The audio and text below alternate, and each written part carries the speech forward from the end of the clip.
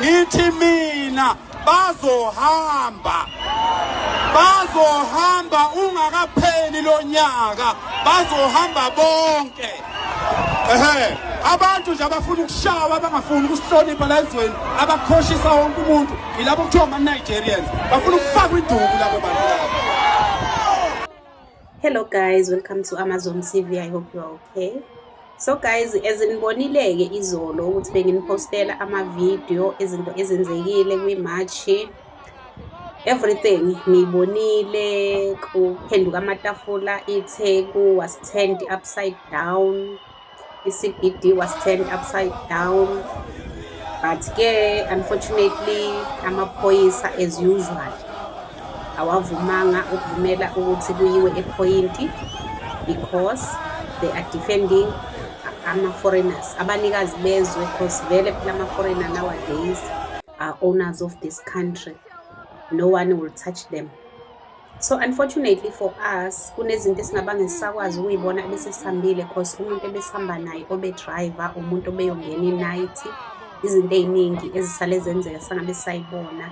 Ezibuhlungu esengizizwa later izolo ukuthi kusale kwaba nokulutha abantu labo abangayona ilokhuzane iphathi ye-March kahle kahle are not members of i-March and March or iDudula or any other political party abo MK Action SA. Those people nje abantu ebebezele vele ama-criminals abevele ezele vele uzogebenga or ilaba vele izitha ezithunyiwe ukuthi vele zizothanisha igama le-March and March, zizothanisha igama lama-patriots wonke abehlangene ukuzolwela izwe. Because uyazi ukuthi njengoba silwela leli izwe nje vele izitha zesibheke ngapha nangapha azifuni ukugebenga. Sibonile uGeneral Mkhwanazi usenze sabona ukuthi kwenzakalani eSouth Africa.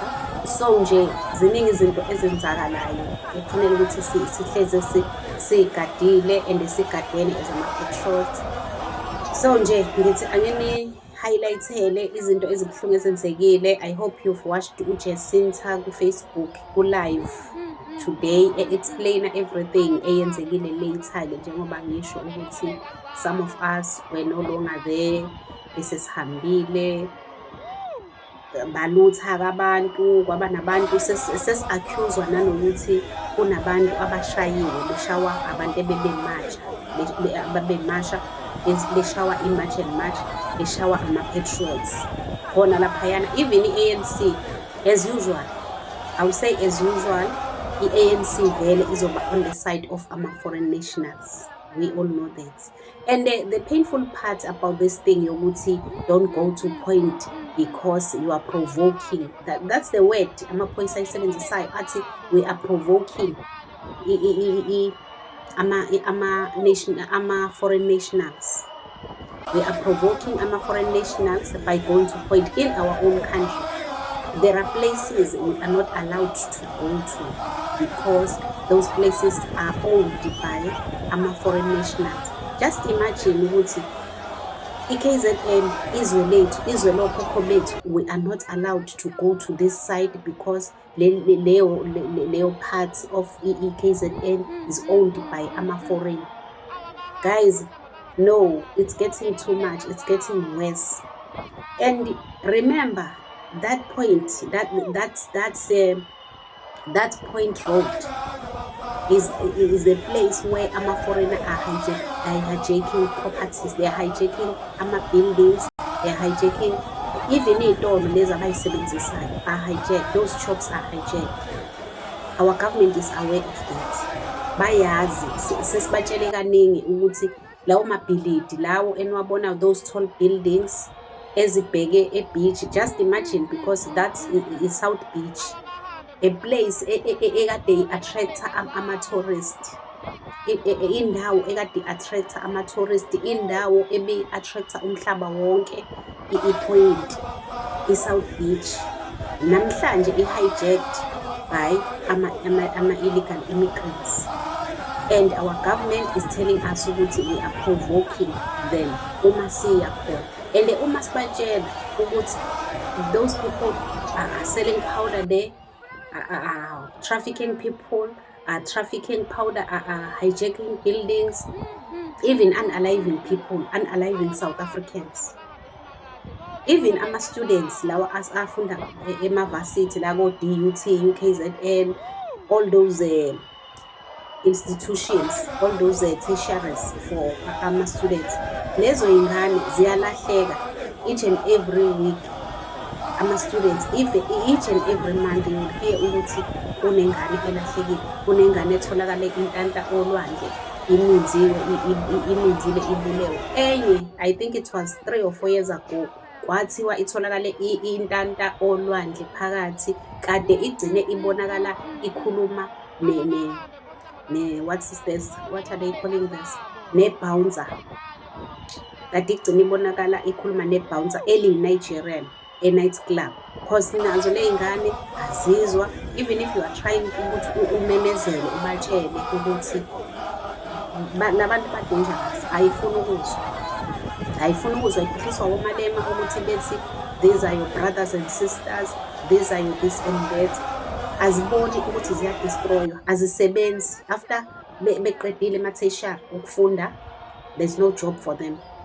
They are so-called brothers and sisters bayasebenza eSouth Africa. They are taking everything away from them, from top ama-lecturer, ama-principal, othisha, wonesi, ama-doctor, ama-engineers, yonke into ithathiwe ama-foreign nationals eSouth Africa. There's no space for South African, there's no job for South African, there's no even if you want to start business encane, there's no space for you because foreigners are occupying everywhere.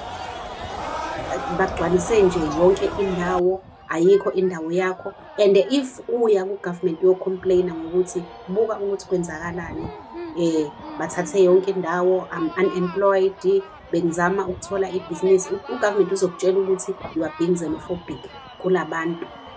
Upresident wethu owazi kahle ukuthi i-unemployment ihigh kanjani for ama-South Africans, uma simtshela ukuthi these people are taking away our jobs, usitshela ukuthi ayikho leyo nto, we are lying, there's no foreign nationals ethatha imisebenzi yethu. Even abo-Thabo Mbeki, it's their age, bebadala bengaka, benza sure ukuthi bafuna amabhoda ahlezi evuliwe ukuze izinto zabo zikwazi ukuthi ishushumbiswe kahle, zingene eSouth Africa, ezinye ziyaphuma, ezinye ziyangena. At his age, not ukuthi ayikho imali eSouth Africa, imali ikhona eSouth Africa, ayikho into engekho kahle kahle eSouth Africa, imisebenzi ikhona eSouth Africa, inikwa ama-foreign nationals.